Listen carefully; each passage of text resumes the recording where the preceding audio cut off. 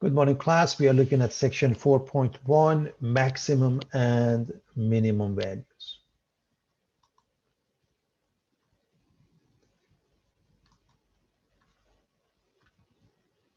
This is chapter 4, applications of derivatives. We are covering section 4.1, maximum and minimum values, 4.2, how derivatives affect the shape of a graph, 4.4, optimization problems, and 4.6, anti-derivatives. And as always, differentiation formulas are extremely important, especially when we do applications. So let's see how we take care of the business here. First and foremost, 4.1 maximum and minimum values. The definition of a critical point is that a critical number or point of a function is a number C such that f prime is 0 or f prime does not exist. D and E short for does not exist. Therefore, let's start with this example. We want to find the critical numbers of this function f of x equals x cubed plus 3x squared minus 24x. What do we do? Well, first and foremost, we are going to find f prime of x. So this is the very first step, everybody, f prime of x. So let's do that. X cubed gives us 3x squared, then plus 3x squared gives us plus 6x minus 24x minus 24. Because we want to set this equal to 0, we are going to factor this by taking out a common factor of number 3. And now we want two numbers. The product is -8. The sum is +2. It is completely factored out. So f prime equals 0. That means you set this equal to 0. X becomes -4 here, +2 here. And those are the answers. What I want to add is the next part. F prime doesn't exist. Because f prime is a polynomial, then f prime exists everywhere. The domain is all real numbers, and you don't have to worry about that. But there are cases which won't happen, and we'll see it as we come across examples. The next thing is a formal definition of absolute extrema as well as local extrema. Number one, when we say absolute, another way of saying it is global. That means the same thing. Extrema is a plural for extremum, okay? And it refers to both max as well as mean. An absolute mean occurs at the point C if f of c is less than or equal to f of x for all x values in the domain. In the entire domain, it takes place. I hope you realize that. When we look at this graph, this arrow means this continues indefinitely in this direction. This one continues indefinitely in this direction, which really gives rise to the domain of all real numbers. And so peaks and valleys refer to extrema.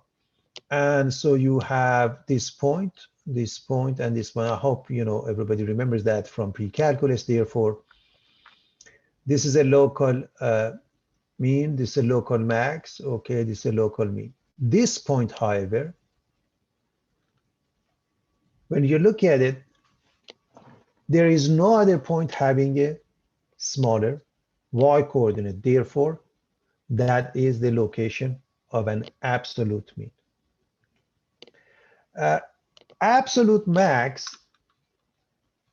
this thing changes to f of c is larger than or equal to f of x for all x values. So again, if you look at this one, this arrow means this continues indefinitely this way, continues indefinitely this way. All real numbers from negative to positive infinity is the domain. We have a local max here, we have a local mean here, we have a local max here. This one happened to be an absolute max also because no other point has a larger y coordinate than this point. Local refers to the following. If you look at this definition, instead of saying that this happens in the entire domain, we say it happens in an open interval. So local minimum occurs at a point C in an open interval of A to B. Okay, so in the domain, in that specific domain of A to B, f of C is less than or equal to f of x for all x values in the open interval. That's why if we are looking at this, okay, take a look.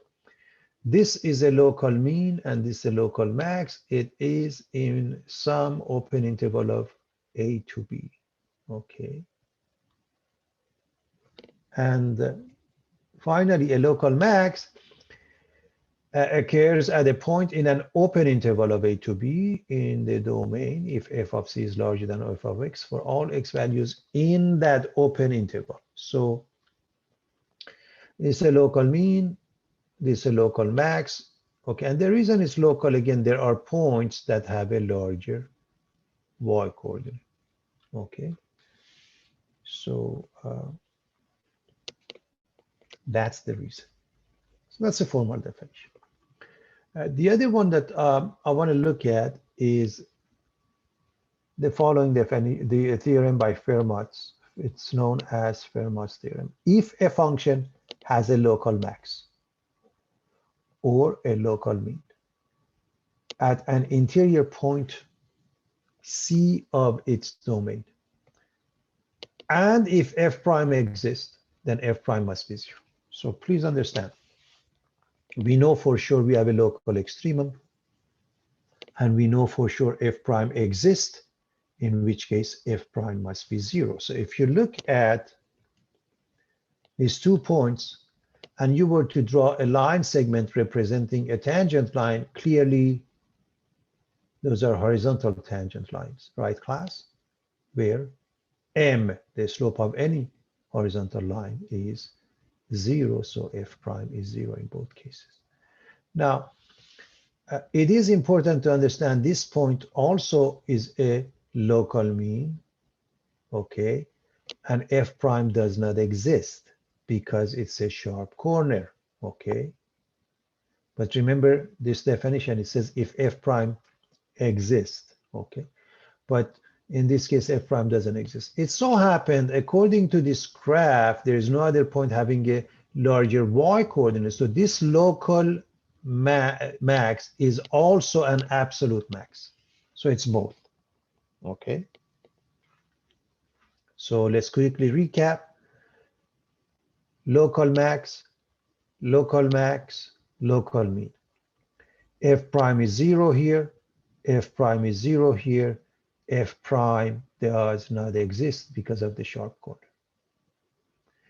This local max, because there is no other point having a larger y coordinate, is also an absolute max. Now,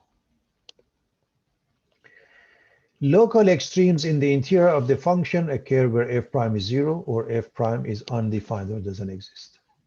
Maxima and minima, those are plurals, of a function always occur at critical points. But critical points are not always maximum or minimum values. And that is extremely important to understand. We will discuss that as we come across them and we see examples. The idea is very simple, okay?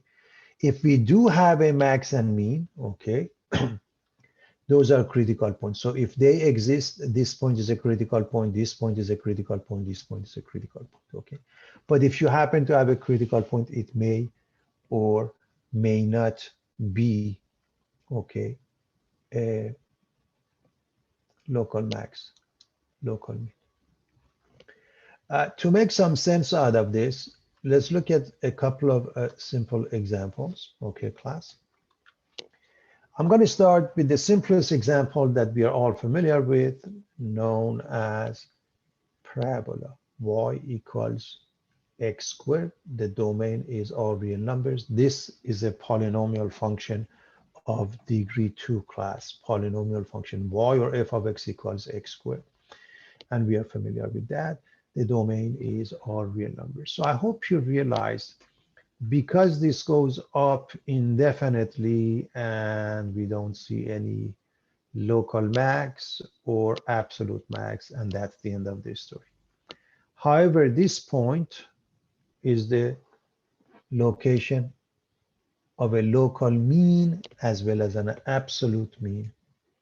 Okay, so we do have an absolute mean, we don't have an absolute max. And if we were to write this,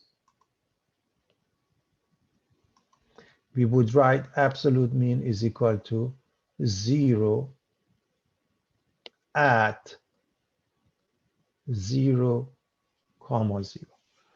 This is the location. And sometimes we just write at x equals 0. Or sometimes we write at just x equals 0. Both are correct.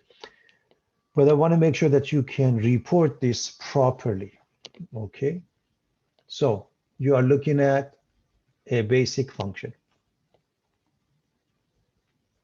Let's look at the same function and make a change. We are going to change the domain and make that a closed interval of 0 to 2. Needless to say, both endpoints 0 and 2, they do exist, and the domain contains those 2 points. And as you can see, this is where absolute mean occurs. This is where absolute max occurs. Okay. In fact, if we were to write this, we would write absolute minimum is 0 at 0, 0. We would write this is equal to 4 at 2, 4. However, there is no local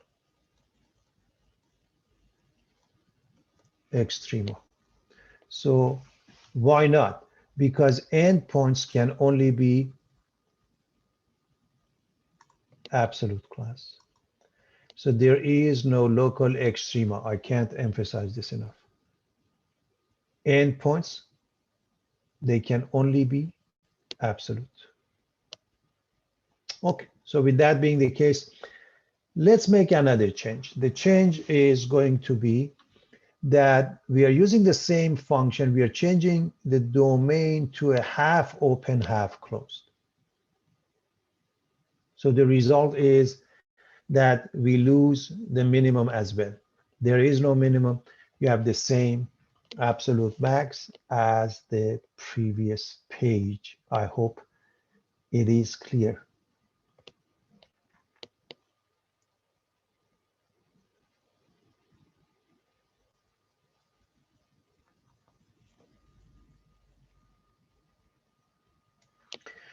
Let's make one more change.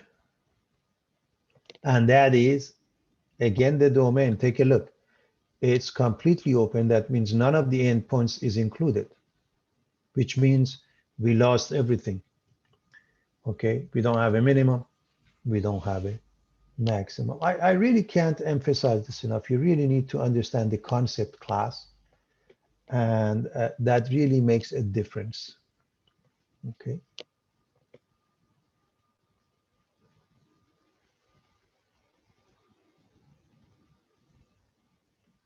So endpoints can only be absolute. They cannot be local. And of course, when we say an extremum exists, we should be able to pinpoint, meaning we should be able to come up with the y coordinate as well as the x coordinate. So here's the theorem that I want to discuss. Extreme value, closed interval theorem. And if we happen to have a closed interval of a to b, everybody, if we happen to have a closed interval of a to b, then f has a maximum and minimum value over that interval. So what happens? If you look at this example, the absolute max and mean happen, okay, here's the absolute max, here's the absolute mean. So at interior points.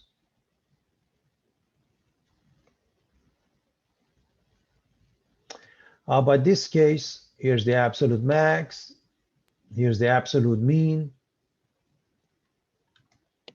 at the endpoints. Maximum and minimum occur at the endpoints. How about this one? Here's the absolute mean at the endpoint. Here's the absolute max, somewhere in between.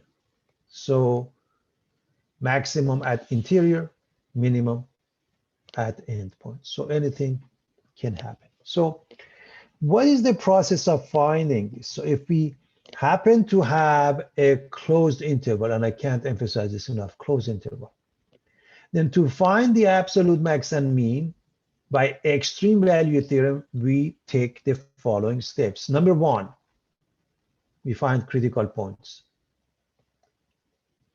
and evaluate the function at those points. So that's really the main part, which is calculus, meaning you take the derivative, you set it equal to 0, f prime equals 0, or f prime doesn't exist. Those are the critical points. You look at the critical points in the interval of a to b, everybody. Number two, and you evaluate the function at those points. Number two, you find the functional value at the endpoints. That means f of a as well as f of b. And then among those, the largest value is the absolute max, and the smallest value is the absolute mean. This is the process, everybody. We will look at an example when we come back.